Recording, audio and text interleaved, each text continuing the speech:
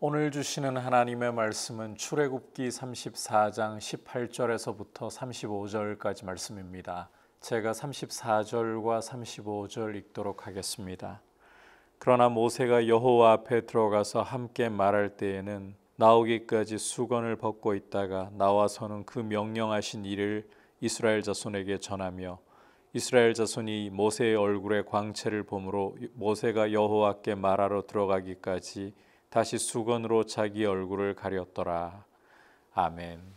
오늘 우리가 함께 살펴보려고 하는 말씀은 모세가 시내산에서 하나님 앞에서 언약을 갱신받으면서 말씀을 받고 있는 문맥 속에 있습니다.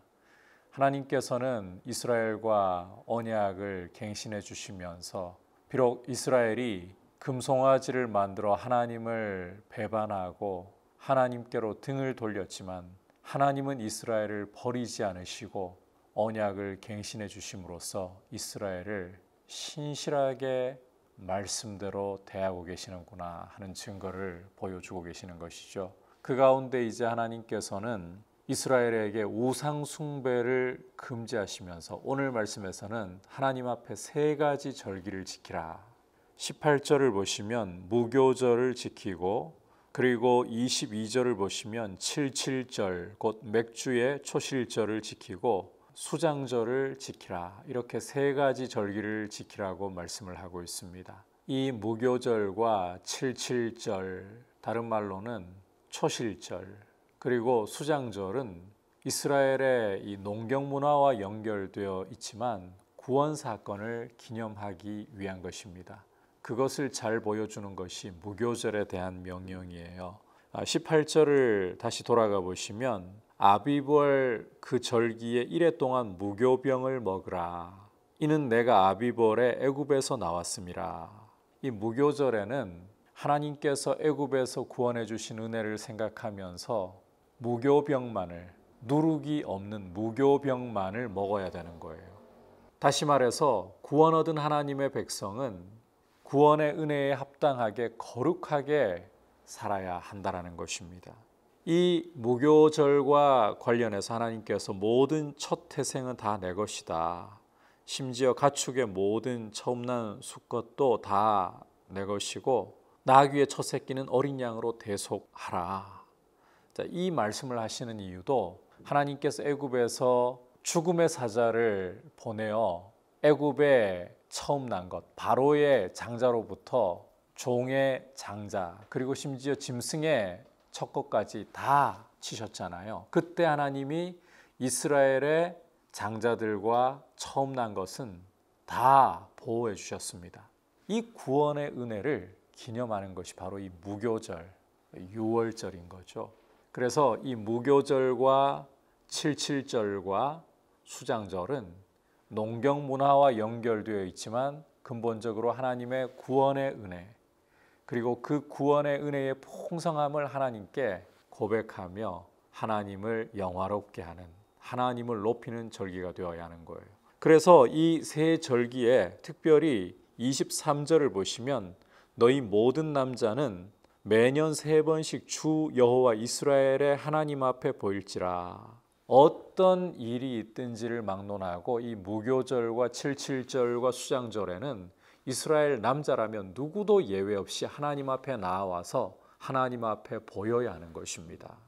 이때에 이방 민족들이 남자들이 다 절기를 지키러 올라가고 하나님 앞에 보이러 올라갈 때 침략하면 어떻게 하는가? 24절을 보시면 내가 이방 나라들을 내 앞에서 쫓아내고 내 지경을 넓히리니 내가 매년 3번씩 여호와 내 하나님을 뵈려고 올 때에 아무도 내 땅을 탐내지 못할지라.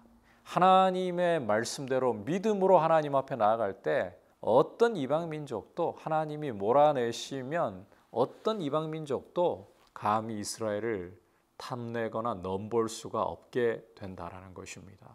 이걸 보면 구원 얻은 하나님의 백성은 하나님의 말씀대로 신뢰하면서 자기의 인생을 하나님께 맡겨야 되는 거예요. 나의 미래에 대한 두려움과 염려, 내가 어떻게 하나님 앞에서 말씀대로 순종할 때에 내가 계획하고 내가 생각했던 일들이 잘못되면 어떻게 하나, 내가 내 인생을 지켜야 하고 내 인생을 세워야 한다는 염려와 두려움을 주님께 다 맡기고 주님이 내 삶을 책임지시고 내 삶의 보호자가 되시고 내 삶의 내 인생의 주인이 되신다. 이 고백 가운데 살아가는 것이 하나님 백성의 모습이어야 한다. 그래서 솔로몬 같은 경우는 시편 127편에서 여호와께서 집을 세우지 아니하시면 세우는 자의 수고가 헛되고 여호와께서 성을 지키지 않으시면 파수꾼이 깨어 있음이 헛되다. 하나님이 세워주시고 하나님이 지켜주셔야 한다. 그것이 우리 인생의 모습이어야 한다는 거예요. 하나님 은혜를 아는 하나님의 백성은 자신의 삶을 스스로 세우기 위해 지키기 위해 몸부림치는 것이 아니라 불안하고 염려에 떠는 것이 아니라 하나님께 인생을 맡겨드리는, 그래서 하나님이 세워주시고 지켜주심으로 말미암아 단잠을 이룰 수 있게 해주시는, 평안을 주시는 이런 삶을 살아가는 것이 특징이어야 한다. 나의 모습을 돌아보면서 내 인생을 하나님께 맡겨드리고 하나님이 지키시고 보호하신다는 믿음 가운데 있는가를 다시 한번 돌아보면서 구원하신 은혜 하나님께 감사드리고 구원하신 그 은혜로 나의 삶을 돌아보시고 내 인생 책임져 주실 것을 신뢰하며 주님과 동행하시길 축복합니다. 계속해서 이어지는 말씀을 보시면 하나님께서 이제 십계명의 말씀을 모세에게 돌판에 기록해서 주시는데 모세가 이 돌판을 가지고 산에서 내려오죠. 그런데 29절을 보시면 모세가 여호와와 말하였으므로 말미암아 얼굴 피부에 광채가 났다. 모세는 처음에 몰랐죠. 그런데 하나님과 만나서 이렇게 말을 하고 내려오니까 하나님의 영광의 빛이 이 모세의 얼굴에 남아서 그것이 비치는 거죠. 처음에는 아론과 온 이스라엘 회중들이 두려워했습니다. 가까이 가지를 못하는 거예요. 하지만 모세가 가까이 이렇게 부르니까 그때부터 이제 모세에게 나아가서 하나님의 말씀을 듣는데 처음에는 두려움으로 모세의 얼굴을 쳐다보면서 가까이도 못 가던 사람들이 이제 이 두려움이 거치고 나니까 자꾸 이 광채에 주목하는 거예요. 이 모세의 얼굴에서 나는 광채는 모세의 광채가 아닙니다. 하나님을 만났기 때문에 그 영광의 빛이 모세에게 비침으로 모세가 그것을 반사한 것에 불과합니다. 없어질 빛인 거예요. 하나님의 영광을 주목해야 되는데 자꾸만 모세에게 주목하니까 모세가 어떻게 하느냐? 수건으로 자기 얼굴을 가리는 거예요. 사람들이 볼 때는 수건으로 얼굴을 가리고 하나님 앞에 나아가면 이 수건을 벗고 하나님과 대화를 나누는 것입니다. 고린도후서 3장을 보시면 아직까지도 유대인들의 마음에는 이 수건이 가려 있다. 자꾸 모세의 얼굴을 과거 이스라엘이 주목했던 것처럼 지금도 모세의 얼굴을 주목한다. 영광의 복음을 따라서 예수 그리스도를 주목하고 그리스도의 그 영광을 바라보아야 하는데 아직까지도 모세를 자랑하면서 율법으로 의롭다 하심을 얻으려고 하는 이런 모습을 유대인들이 보이고 있다. 그러나 주의 영이 있는 곳에는 자유함이 있느니라. 수건을 벗은 얼굴로 주를 바라보는 이런 역사가 주님의 영이 계신 곳에 복음을 따라가는 곳에 있다라고 사도 바울이 말씀을 하고 있죠. 주목해야 할 것은 모세의 얼굴이 아니라 그 얼굴을 빛나게 하신 하나님이시고 하나님의 영광인 거예요. 우리는 무엇을 주목하고 있습니까? 우리 주 예수 그리스도를 주목하고 그분의 복음에 주목하고 있습니까? 그렇지 않으면 우리 또한 없어질 광채들을 주목하려고 합니까? 이 말씀을 통해 우리가 생각해 볼 수 있는 것은 때로는 목회자들이 하나님의 말씀을 잘 전할 때 목회자를 사람들이 존경하고 우러러보는 경향을 보일 때가 있습니다. 그런데 목회자는 하나님의 말씀을 전하는 심부름꾼일 뿐이고 통로일 뿐입니다. 목회자가 곧 우리 주님도 하나님도 아니에요. 하지만 어떤 경우는 목회자를 마치 주님처럼 아예 여겨버리고 목회자의 말을 아예 하나님 말씀 그 자체로 여겨버리는 경우들이 발생합니다. 물론 목회자를 통해 주시는 하나님의 말씀을 하나님 말씀으로는 존중해야 되죠. 그걸 이야기하는 게 아니라 목회자가 하나님 말씀을 전하는 게 아님에도 불구하고 하나님처럼 하나님 말씀처럼.